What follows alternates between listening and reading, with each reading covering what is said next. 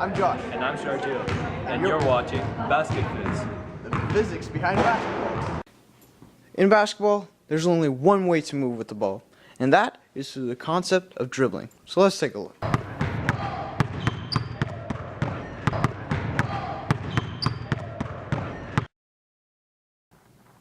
Okay, so the first thing we see is that the action is the player moves his hand and pushes the ball with a certain amount of force down.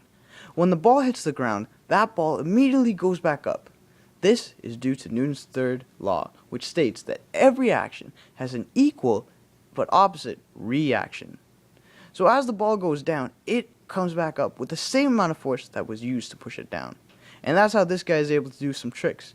Because of Newton's third law, he's allowed to bounce at a certain angle, and he'll know that the ball will come back at the other angle. And so, this makes it easy for basketball players to move around and, well, cross out people and get by them quickly and efficiently. Now let's take a look at the basketball player's actual movement on the court, more specifically the kinematics. Kinematics is something that plays a huge part in not only basketball, but with every sport. The kinematics that we will be looking at here are the player's movement around on the court and their velocity. The end-to-end length of a typical basketball court is approximately 26 meters. The world record for an end-to-end sprint on a full court while dribbling is 3.9 seconds. In order to do this, the players would have to run at an average velocity of approximately 6.7 meters per second. That would be 24.12 kilometers per hour.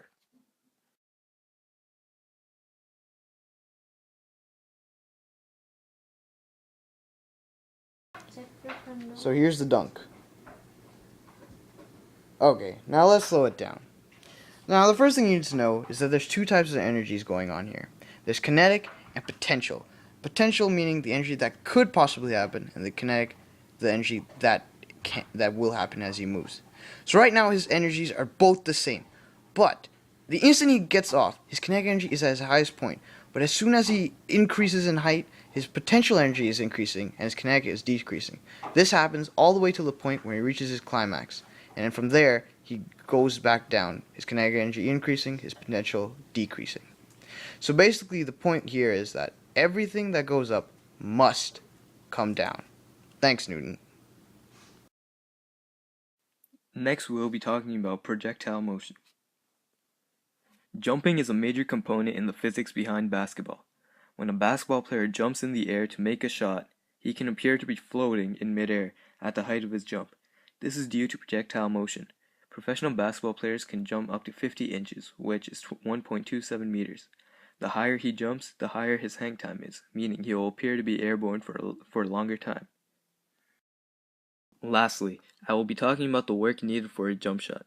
The formula for work is W equals F delta D sine theta. W stands for work, F stands for force, and delta D stands for distance. The theta is the angle. The force you use when shooting a basketball is the force that your legs push onto the ground, sent back up through your body due to Newton's third law. The distance is whatever the distance from the height of your release point is to the basket. In this case, Varshan is about 19 feet. Finally, the angle in this case is the angle at which the ball leaves the ground, compared to the ground. If you can find a way to measure all three of these things, you should be able to calculate how much work is put into a jump shot.